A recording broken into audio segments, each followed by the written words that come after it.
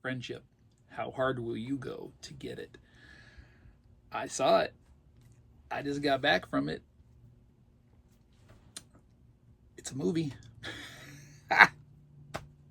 So, Friendship, hour and 40 minutes long, written and directed by Andrew DeYoung, whom of absolutely no film credits whatsoever I've ever heard of. And kitty mascots, what can you do? Starring Tim Robinson, Paul Rudd, and Kate Mara. We have a story, and the tagline basically being a suburban dad falls hard for his charismatic new neighbor. I guess you can kind of say so. Man crush. Story of Craig, played by Tim Robinson. He is, as stated, a suburban dad. He's got a wife, he's got a son. His wife is recovering after a year of cancer. He's very much a Tim Scott of Office fame. He's that character that nobody really likes, nobody wants to be around, repeatedly opens his mouth and creates uncomfortable situations. Yet in his own head, he's a great guy, he's a hero, he's the one, everybody would want to listen to and talk to, be friends with, except he lives a very, very solitary lifestyle. So Craig and his wife, May, played by Kate Mara, and then their son, live this lifestyle that's strained. He's very sedentary. She's got a flower business. She's recovering from her cancer. The kids are just doing the kid stuff. New neighbor moves down the street. The mailman, apparently the worst postal employee this side of Newman, is regularly delivering the mail from this one particular house to Craig's residence. And Paul Rudd's character moves in. He gets a package. Hey, I'm going to go take it over here. Hey, new neighbor, here you go. Here's your box. And they meet.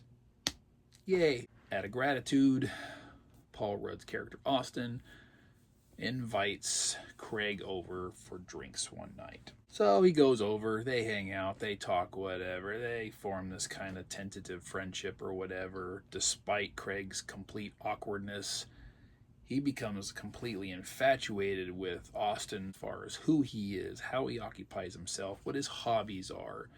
He's just enamored with this guy. And sugar, she wants to go in her bag.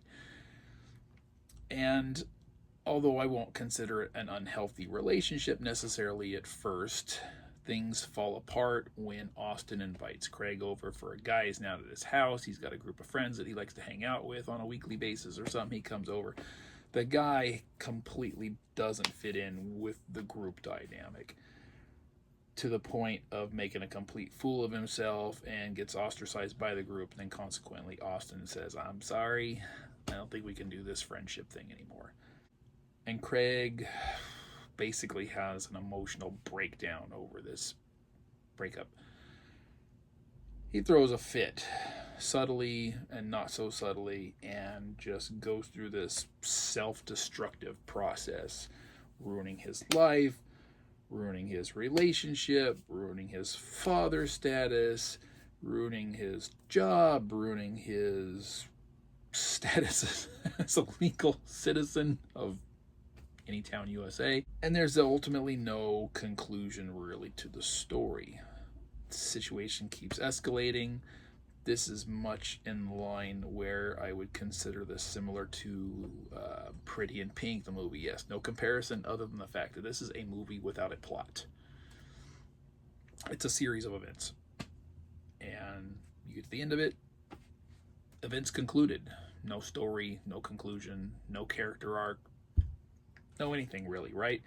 Okay, fine. I remember seeing the trailers for this a few times in the theater. And the trailer is intercut with... She really wants in her bag. The trailer is intercut with excerpts from critics who have seen and reviewed the film.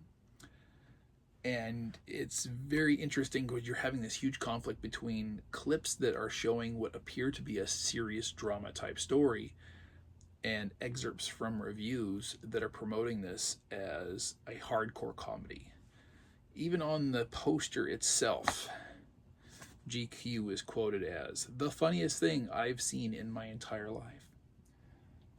Well, if my life were the last 10 minutes or so, I'd even consider that funnier, because while I got a few chuckles in and maybe one decent laugh, and so did the lady behind me, well, 3 of us in the theater, I wouldn't exactly consider this a comedy. It was the same kind of palpable, uncomfortable awkwardness that makes you squirm in your seat like watching an episode of The Office, which is why I consider Colin Craig the Michael Scott syndrome here in this film, because that's all it is, and it's over and over and over again. This is like a 3-episode arc of The Office without maybe 90% of its entertainment value.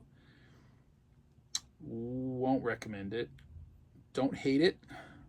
Don't feel I wasted my time. However, left unsatisfied and unfulfilled. And I'm always sad to say that.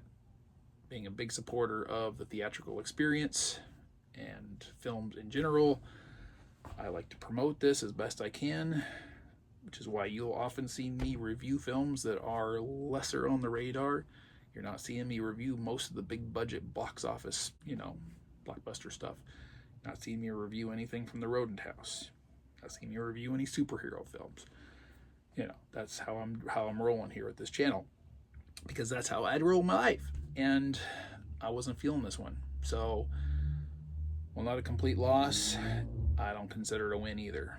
So, have you seen Friendship? Are you going to see Friendship? Want to say hi to Sugar?